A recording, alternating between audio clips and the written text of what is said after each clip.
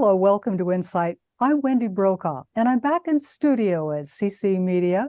And my first guest today is Sara Brennan from Center for Hope and Safety, which turns 50 this year. This was a pioneering organization when it started, and it has done so much for our community, for women having terrible problems with domestic violence, sexual abuse, and no one knew what to do about it. And then this organization comes along. Would you please welcome my guest, Sara Brennan? Hi, Sara. Hello. Sara, this is the most wonderful thing that you're having 50 years to celebrate. And you've been with them for how long now? I just celebrated my 17th work anniversary, as we call it. Oh my, well, that's wonderful. Can you please tell us, Sara, how did Center for Hope and Safety get started, and in what kind of environment? Yeah, I would love to. It's a story that I love hearing. Our director has told me for many years. So in 1973, a group of women, all volunteers at the time, sat around saying, we need to do something for individuals who are being sexually assaulted or raped. And they started a rape hotline with a phone that they passed around from person to person, and they all took shifts, again, all volunteer. They quickly realized that there were a lot of individuals calling because of other types of violence in the home.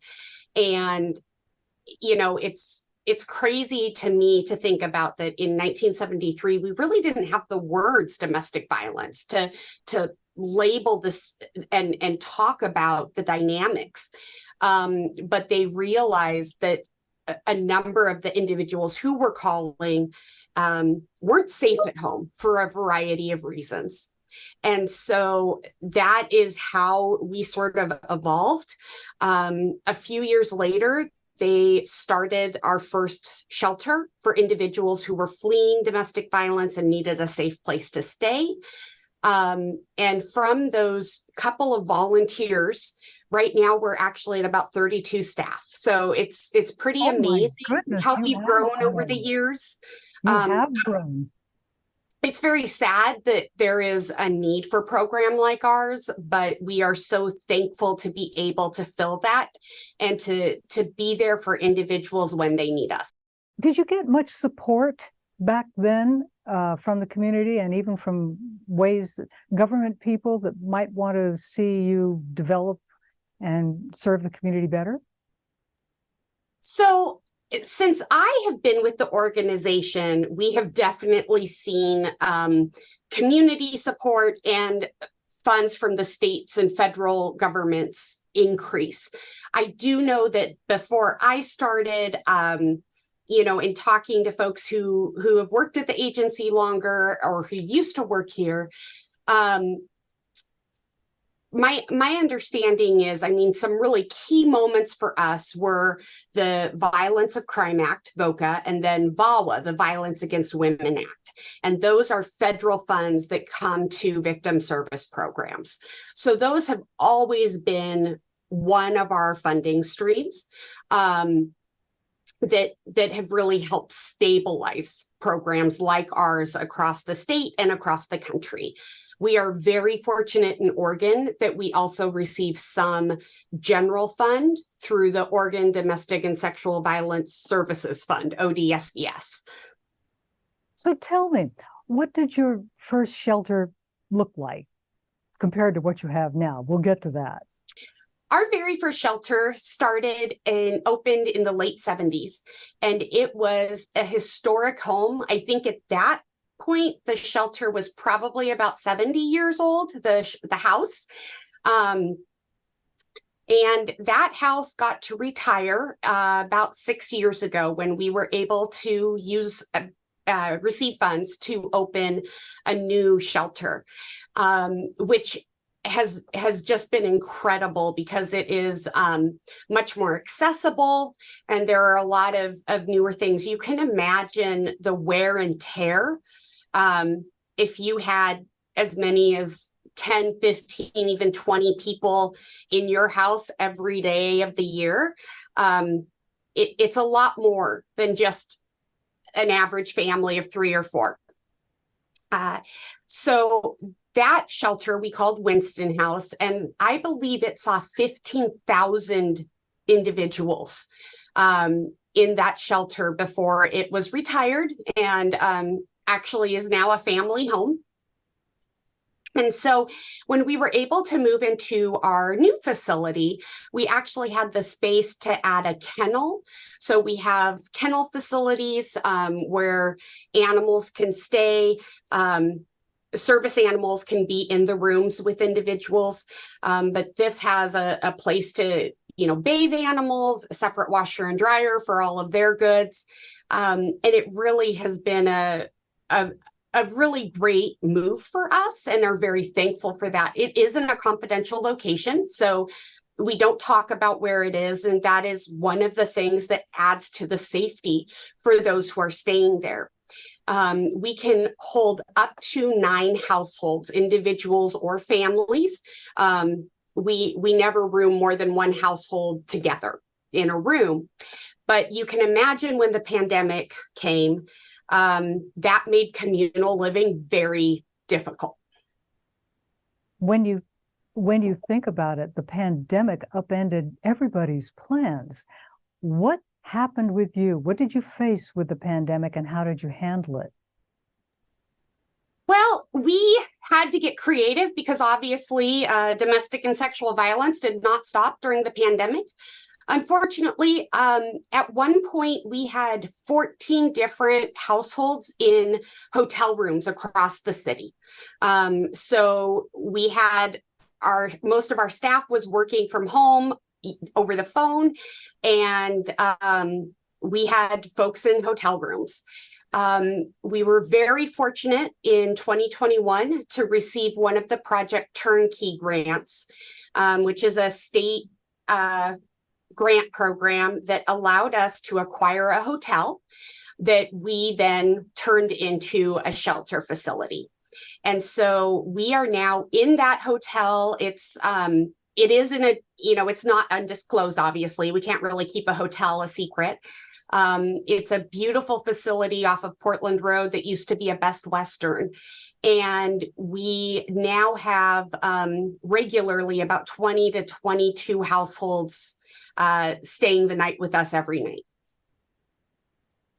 That must be the most amazing relief during the pandemic to have all of that. What a hectic time, because as you and I talked before, this caring for people who are in the worst crises of their lives often is multi-layered with need. And you have to meet them as needed. How do you do that? Give me an example of what somebody who has just left a very bad situation might be facing. That's a really good question. And every situation is so different. We, as advocates, work very hard to our initial staff training, and continued education is around being trauma informed.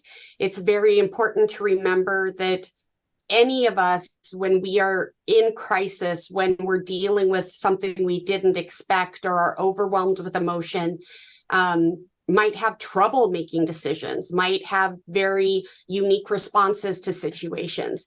And oftentimes we really look, I really think of that hierarchy of needs. So, first and foremost, are you safe? And do you have a place to stay? Sometimes people do. Some folks have. My best friend has a pool house or a guest house, or I can move back in with my parents. They have a spare room, or they don't live with the partner, and so they have that separation. But obviously, for some people, the only option they can think of is leaving the home, but they don't know where to go. And so that is where our shelter plays such a key role. We are firm believers in what we call the housing first model. It's a model used across the country. And really that idea is you can't start thinking about stability and self-sufficiency unless you know where you're going to sleep tonight. Like Exactly. that is an overarching concern that will sort of take precedent over everything else. So we try very hard to get people in a place where they feel comfortable and safe and can process. If you can imagine, if you're living at home with an abusive partner and you are always scared, if you're always concerned about what's going to happen next, all of those kinds of things, it's really hard to think about other things.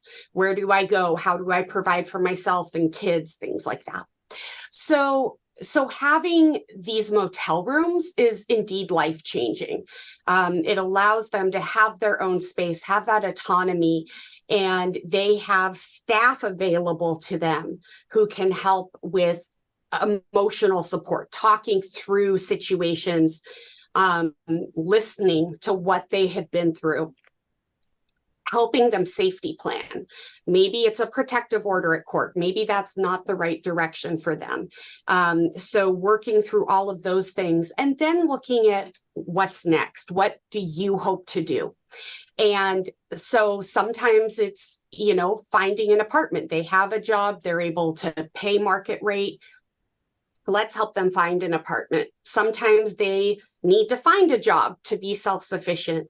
So, even in the last few months, we've been able to pay for folks to renew their hairdressing, their license, or non-slip shoes or steel-toed boots for a job, those kinds of uniform requirements. So we're able to help with these pieces that really in the big picture are so simple, but can make such a big, domino effect really, and really allow them then to provide for themselves and find a life free of violence. Typically, how long does a person need overall? What's benchmark for you for what to expect in the way of this is what kind of time it's going to take for me to achieve sustainability away from the shelter? One of the many things that I love about Center for Hope and Safety's philosophy, we have never had a shelter time limit, because we know everyone's situation is different. So, and I really appreciate that. That is, so we really look at what does someone need, and are they moving towards that, and are they, are they taking steps? Are they moving forward? For some people, it could be a week or two. They have a lot of things in place, or they need a safe place to stay while they're trying to move out of area to a safe family or friends. For others, it could be months. And the last 2 years, really since the pandemic and the fires and all the economic influences that have led to this housing crisis, we've had folks stay with us a lot longer. I think our average stay is up to about 2 months. But of course, we see both extremes. And because we are trying to find affordable, available housing, and I don't know anyone that can find that quickly. Our housing advocates are incredible, and they have had so many amazing success stories, but it still takes time. Do you have any sense of how many hours or days you have offered to people in crisis over the years or in any time period? Yes. So in the last 12 months, we have helped over 4,000 unique survivors with all sorts of services. And those who do come into shelter, we have actually provided over 10,000 nights of shelter for survivors and their children just in the last 12 months. And that is a record for us because we've never had this much space before. Well, you have some really exciting developments. Let's talk about those. First of all, what's going on near you in the old Greyhound bus center there?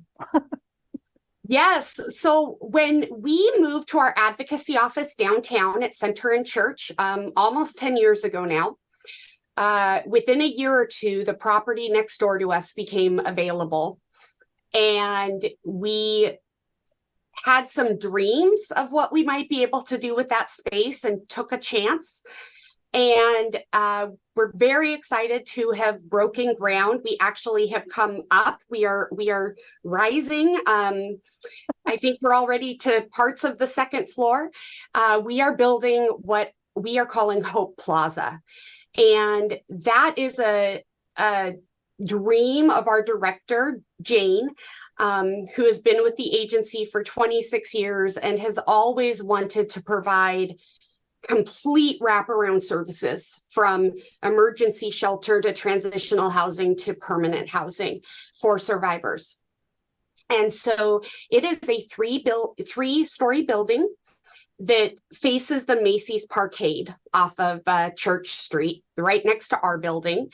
And the top 2 floors will have 20 units of affordable housing for survivors, studios, 1 and 2 bedroom units. And then the first floor will be open for commercial tenants. And so we will be working with potential tenants and how we can have a really great beneficial relationship for the clients we serve. And so maybe it's a salon that in exchange for a slightly reduced rent would give 4 haircuts a month to survivors that we're serving, maybe who have job interviews or different things. We've been in discussions with a financial planner who is looking for a small office, but would be happy to meet with people to talk about budgets and savings and taxes and things like that. So, we're about 15 months out from having permits to occupy. So we're still in conversations, but we're so excited about the potential there and have really had a lot of great interest from businesses that want to partner with us in some way. Well, you told me that this was Jane Downing's brainchild, and it looks like it's coming true. When do you expect to open the doors? We should be in next fall of 2024. Wow. What a great 50th anniversary present. And tell me about Mosaic. What is that? Mosaic is our hotel shelter, our former hotel turned shelter, I guess. And it has been such an amazing property and campus for us. So it's off Portland Road. When we acquired the hotel almost 2 years ago and opened it to residents in December of 21. So we've had folks staying there for about 18 months, and we've learned a lot. None of us had ever managed a motel before. Didn't really think that was something I was going to learn in my career, but we're learning a lot about how to handle that volume. We have also realized that motel rooms are not really set up for longer stays.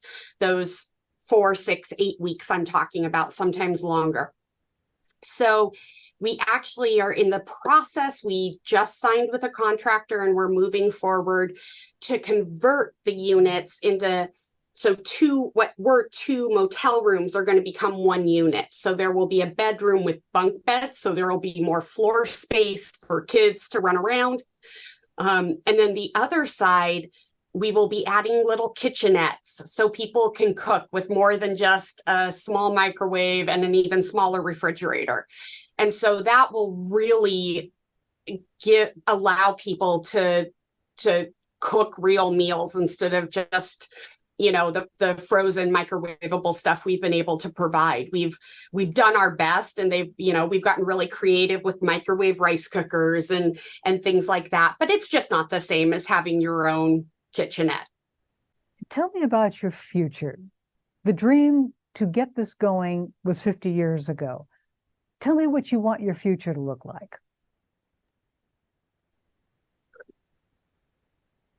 That's a really big question. We do say in the future we'd love to see a world where services like ours aren't as needed. But we are all very committed to being there for people when they need us, and I don't see that our society is moving away, unfortunately, needing our services. I hope that we are able to continue to grow and innovate and respond to the needs of our community, which I think, Jane and our board have always provided that leadership. That's really always what we're looking for. The services we provide now are very different from the services we provided even 5 years ago, because the needs of our community have changed. As housing got more expensive, we were able to identify ways to get housing assistance for our clients. And I see that we will continue doing things like that. So I'm not really sure what those needs will be. There's a lot that Jane and I talk all the time. There's a lot that we're doing now that we would have never envisioned 10 or 15 years ago. So it'll be exciting to watch, I guess. Yes, it will. On a lighter note, some people in the community said, well, why don't we do something that gets people together, having a good time at the waterfront, and call it Let's Dance, and give some money raised from that to 3 charities, one of which was yours, Center for Hope and Safety. Did you go to that event, the first one they held on June 11th? Yes, I did, with my partner and one of my good friends, and we had a lovely evening. I think I still have a little color in my cheeks from being outside. We couldn't have asked for better weather. I think it was like 70 with a cool breeze, a great DJ, a lot of great folks that got up, and I'm thinking there were about 200 people there. Wow. And I know they had some amazing food trucks that came to allow folks to get food. And some of us, myself included, just sat on our lawn chairs in the grass and enjoyed people watching. And some folks got up on stage at the amphitheater and were dancing the night away. And it was just lovely. I think since the pandemic, all of us take community, like, we see it a little differently. Like, it's such a treat that we didn't realize was such a privilege before the lockdown and the pandemic. And so to just be out in the fresh air and enjoying the sun and all that Salem has to offer was really a great time. And I'm so excited because we've got 3 more Sunday nights this summer. Well, it's certainly the first night of this innovative idea was a huge success. That's great. Yeah. And so amazing what a small group of committed volunteers can do. I can't say thank you enough to the committee who has put this all together. Sarah, I really enjoyed this 50th anniversary look back, look forward with you, because it gives people a sense of where you've been, how you've grown, and how you've met growing need, and that has new needs on top of them, that, like housing. And you're there to help. You're there to help people who desperately need that help and get them through this time. How would people get in touch with your organization, Center for Hope and Safety? The best way to reach us is our website, which is hopeandsafety.org, all spelled out. That has information with our hotline. We have a 24-hour hotline. We have our business line. There's a donation page. And so and a lot of really great educational materials if anyone wants to learn more. There's also information about how to volunteer if someone would like to do that. Well, I'd like to share with you one of the first times I met Jane. I believe it was the very first. She was out dancing at some event outside where everybody was enjoying an evening and she was dancing. That's Jane Downing. My personal story. I thought, I've got to meet her. I love that. And I am going to ask her about that because I don't see her dance much anymore. But, well, that'll be good to know. That'll be good to remind her and get her out at the next Let's Dance. Thank you so much for being my guest today on InSight. Happy anniversary to Center for Hope and Safety, 50 years of serving our community. Thank you, Sara Brennan, Project Manager for Center for Hope and Safety. You've been great. Thank you. And thank you for joining us today on InSight. I'm Wendy Brokaw.